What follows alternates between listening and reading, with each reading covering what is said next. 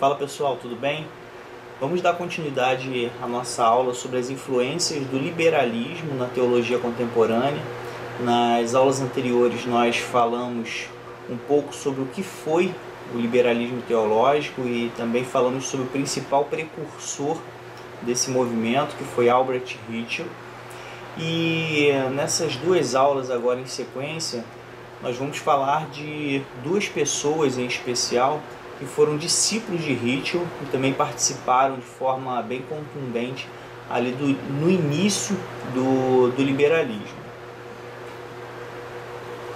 É sempre importante a gente mencionar a importância de estar se falando sobre as influências, né? Porque a teologia contemporânea, guardada aí algumas divergências doutrinárias, alguns vão entender que a teologia contemporânea é a teologia do século XX, outros vão entender que, pelo sentido da palavra, a teologia contemporânea é a teologia formada nos últimos 100 anos, outros vão afirmar que a teologia contemporânea é aquela que começa em Barth, né?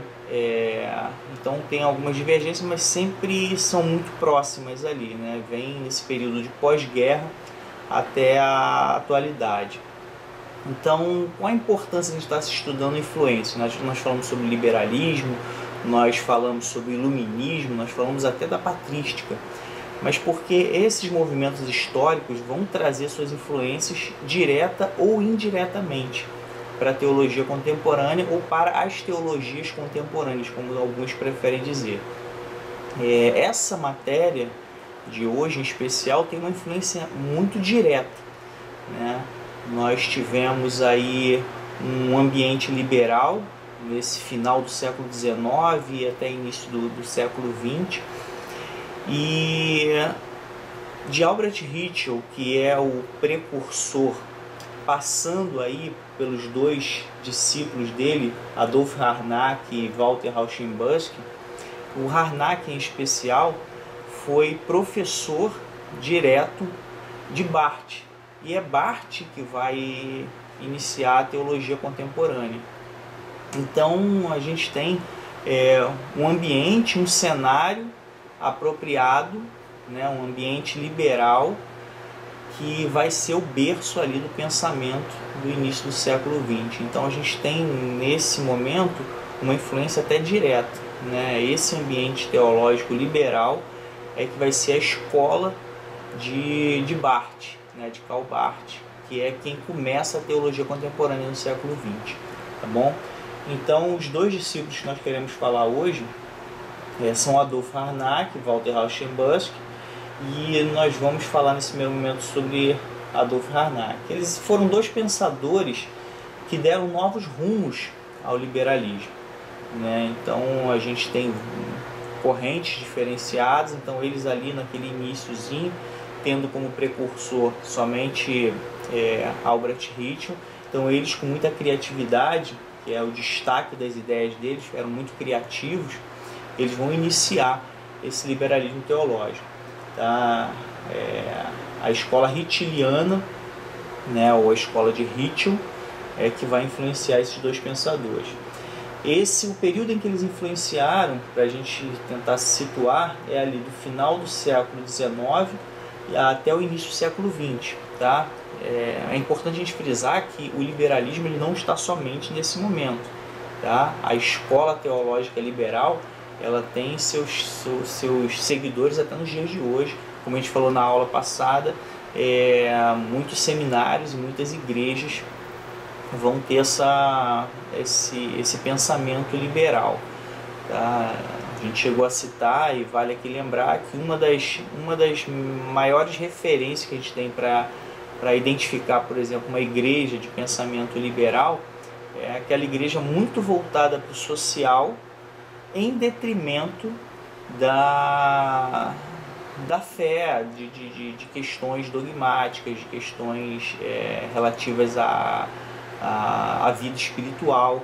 Eles deixam isso de lado para trabalhar muito no social. Então, se você está diante de uma igreja que tem um pensamento muito voltado para a ação social, em detrimento, não que a ação social seja errada, obviamente que não, mas coloca isso à frente das questões espirituais.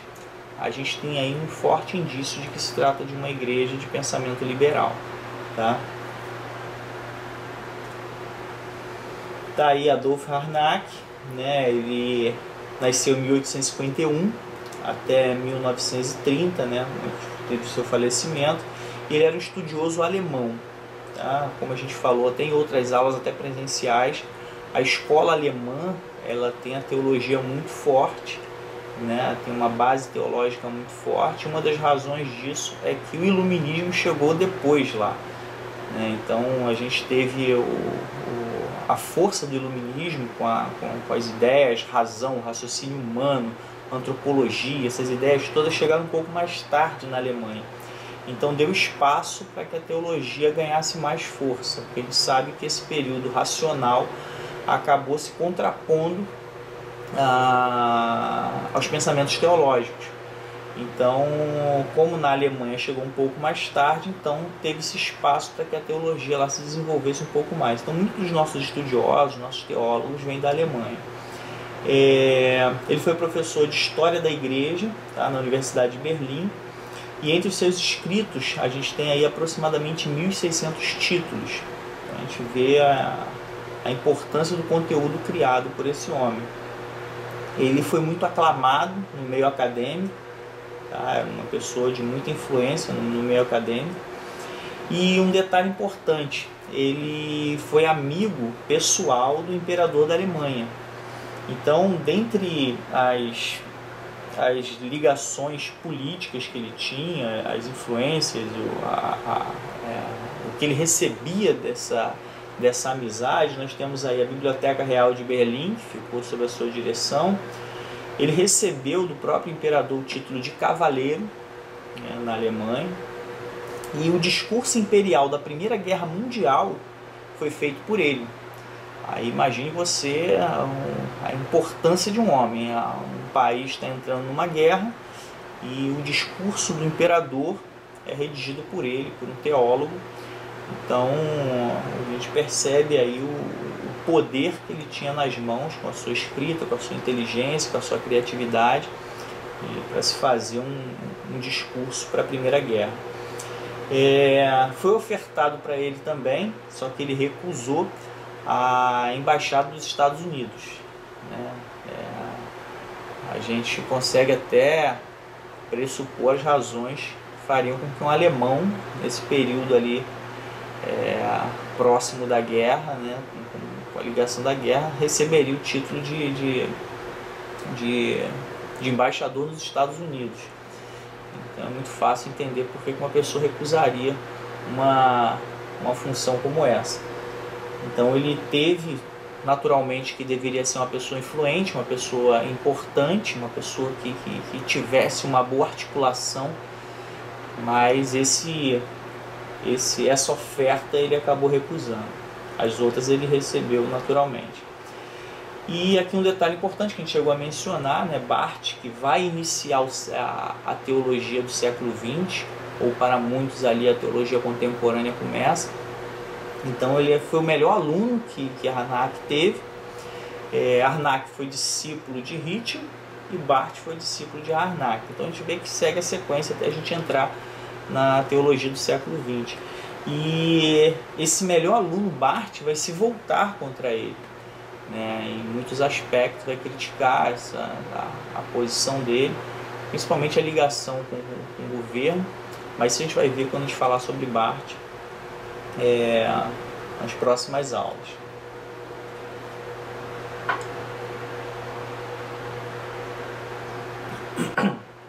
A publicação de Harnack que teve mais influência é essa aí, What's Christianity, que é, né, o que é cristianismo, que foi uma série de palestras transcritas por um aluno e publicada na América. Ele deu uma série de palestras e esse aluno escreveu o que ele proferiu, né? Isso virou uma série de publicações que foi publicada na América posteriormente. E foi extensivamente lida e citada por 35 anos. Então, nos 35 anos seguintes ali, o pessoal ainda estava consultando e estudando essas palestras dele. Isso me faz até perceber a importância de estar até gravando vídeos, né? Porque se esse aluno não tivesse transcrito essas palestras, aquele conteúdo poderia morrer ali naqueles momentos ali, nas palestras, talvez alguma influência na vida das pessoas que estavam assistindo a palestra, mas acabou se eternizando pelo fato de ter sido escrito. Naturalmente que naquela época a dificuldade de se registrar por meio eletrônico era muito complicado, mas mesmo assim teve essa posteridade do conteúdo através dessa transcrição. De igual modo, a gente hoje grava vídeos, o que uma aula que de repente estaria somente no meio acadêmico, ali dentro de uma sala de aula, influenciando somente diretamente aqueles que estão ali presentes, hoje fica aí nos canais do YouTube, nas redes sociais, para que outras pessoas possam adquirir esse conhecimento. E a dele foi tão importante que, né, aos 35 anos seguintes, as pessoas ainda exaustivamente, extensivamente, continuavam adquirindo esse conhecimento a partir dessa publicação. Ele procurou identificar nessa série de palestras que se intitulou O que é Cristianismo, o cerne, né, a gente chegou a comentar isso na aula passada também, o que o liberalismo faz. Isso aqui não é uma exclusividade de Harnack. O liberalismo, ele tenta identificar o grão precioso dentro da palha, né? Alguns vão dizer que a Bíblia não é a palavra de Deus, mas contém a palavra de Deus. Isso indica que a gente tem muita palha ali, você tira essa palha e a partir disso você consegue encontrar o cerne do Evangelho, o cerne do cristianismo ali dentro, que são as pedras preciosas ou os grãos preciosos, como eles preferem comparar. Então, nessa série de palestras, né, que teve tanta influência nesse período, ele procurou identificar esses grãos, né, e esses grãos ele vai chamar de evangelho. E a palha para ele são as formas culturais como o evangelho é comunicado.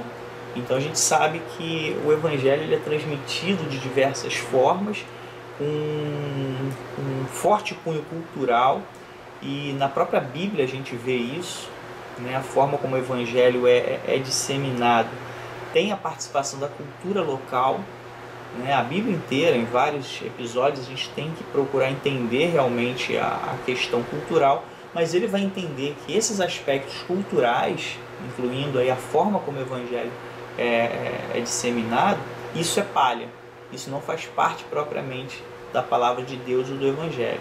Então você tem que tirar isso para poder identificar o cerne ou os grãos preciosos, né? E outro ponto que ele considera também como palha são as tradições históricas da cristandade, né? Tudo quanto é questão tradicional, isso não faz parte do evangelho, ainda que essa tradição seja encontrada na própria Bíblia. Para ele e também para os liberais de um modo geral, isso vai ser palha, não vai fazer parte do cerne do evangelho. O evangelho para ele, ele enxergava que Jesus proclamou o Pai e não a si mesmo. Durante a sua pregação, Jesus não falava propriamente de si mesmo, estava ali passando a informação sobre o Pai, até porque o liberalismo, de um modo geral, não vai enxergar Jesus tão divino assim, né? Vai enxergar Jesus como um homem iluminado, alguém que recebeu uma vocação, como a gente também viu na outra aula. O que tinha de divino em Jesus foi a vocação dele, né? Ritchell vai dizer isso. Vale a pena de relembrar. Jesus não tinha natureza divina, ele tinha uma vocação divina. Então, nessa linha, né, ele não pode proclamar a si mesmo como Deus, mas ele proclama o Pai no pensamento aqui de Harnack. Ele vai dizer que o Evangelho é simples e tem 3 verdades que se relacionam entre si, né, nessa simplicidade do Evangelho. O reino de Deus e a sua vinda, né, a vinda do reino de Deus, o estabelecimento dele na terra. Então, isso é um ponto. Deus, o Pai, e o valor infinito da alma humana, né? Isso é uma verdade aplicada aí no pensamento de Harnack, né? Deus, o Pai, e o valor infinito da alma humana, ou seja, a alma humana ela tem um valor infinito, ela vai continuar existindo e isso vai ter um valor dentro da palavra de Deus, dentro da vontade de Deus. A retidão mais elevada e o mandamento do amor. Tá? Então a gente tem esses 3 pontos, essas 3 verdades que, se você observar bem, você consegue relacionar elas entre elas mesmo. Muito pouco do Evangelho no Antigo Testamento, né? A gente consegue, com uma pesquisa bem detalhada, encontrar muito do Evangelho no Antigo Testamento, né? O Antigo Testamento ele vai anunciar a vinda do Messias, vai anunciar a vinda de Jesus, mas no pensamento dele, né, de Harnack, você vai ter muito pouco desse Evangelho registrado ali no Antigo Testamento. Tá? Então não vai ter ele falando muito sobre isso. No Novo Testamento, ele vai dizer que existem muitas histórias fantásticas, né, que entra na questão da palha, né, como o liberalismo inicial vai propor. Então, dentre essas histórias fantásticas, ele considera os milagres como histórias fantásticas, os anjos, demônios, as catástrofes apocalípticas, tudo isso entra nas histórias fantásticas que a Bíblia vai mencionar, e que isso não faz parte do cerne do Evangelho. Até porque o cerne do Evangelho, do cristianismo, como os liberais, de modo geral, pregam, estão relacionados ao reino de Deus, ao estabelecimento de uma ordem ali de reino aqui na terra, estabelecida por Deus, trazida por Jesus Cristo. E isso vai estar muito voltado para as questões sociais, né? Você amar ao próximo, você cuidar das necessidades do próximo. Então o Evangelho vai estar preso a isso. O cerne do Evangelho vai estar nesse trabalho social que o Evangelho apresenta. E Jesus como referência humana para tudo isso, para esse estabelecimento desse reino social, que é a proposta deles.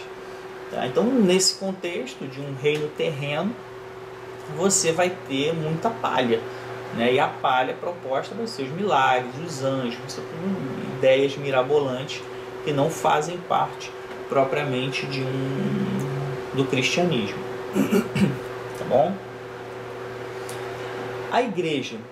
Na história, a igreja foi coberta com a palha da filosofia estranha a ela. Por que ele menciona estranha a ela? Porque para muitos pensadores, não só existe a filosofia ligada às coisas de Deus, como a própria filosofia é o caminho que leva a Deus. Apesar de alguns filósofos não terem encontrado Deus, eles estariam no caminho. Essa é uma ideia, uma proposta dentre filósofos, teólogos também, de que a filosofia leva a Deus, ainda que alguns fiquem no caminho. Então, a filosofia que está fora da igreja, ou a filosofia que é desligada, vou colocar aqui entre aspas, desligada da teologia, ela vai inserir muita palha na igreja, né? E dos exemplos que ele tem como palha na história da igreja é aquela identificação do Logos com Cristo, né? Porque o Logos, a palavra, o verbo, isso é uma ideia grega.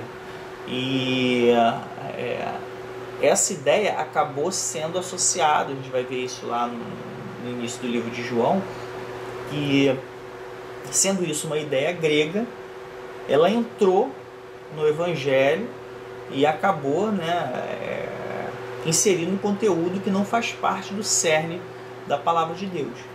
Então, esse é um dos exemplos para que a gente tenha uma noção do que ele considera palha dentro da própria palavra de Deus. Tá? A gente, quando vai se aprofundar um pouco mais nesse contexto, a gente sabe da intenção de João ali de ensinar os gregos dentro do que eles mesmos tinham como pensamento, como ideia, né, de que no início havia a palavra, o Logos, e João vai se valer desse conhecimento para introduzir o conhecimento acerca de Jesus Cristo para os gregos. Mas o pensamento liberal de Harnack, aquilo ali é palha, né, que não faz parte essencialmente do evangelho do cristianismo. Dentro da igreja, o ideal mais alto e glorioso para a humanidade seria a união entre os homens. E faz muito sentido dentro de um contexto em que o reino de Deus, né, aqui na terra, é o que temos de precioso. Então ele vai dizer que a união entre os homens é o ideal mais alto e glorioso para a humanidade. De forma que se você tem pessoal que não é unido, isso não pode ser um ideal, né, muito menos alto e glorioso. E como é que se daria essa união entre os homens? Pela regra do amor, não por obrigação, por ordenança. Tá? A gente não tem que obrigar ninguém a se unir, nenhum grupo a se unir. Isso tem que partir do amor entre as pessoas. Tem que ser uma ação voluntária de se unir e de se ter ali um grupo coeso, estabelecendo o reino de Deus num reino de amor, né? Então essa é a proposta da igreja. E essa união entre os homens também se dá pela conquista do inimigo, né? E pela mansidão, não pela guerra, pela contenda. Mas ele vai propor que você se une aos homens através do amor e também se une aos inimigos através da mansidão. Você, de forma mansa, você acaba conquistando seu inimigo.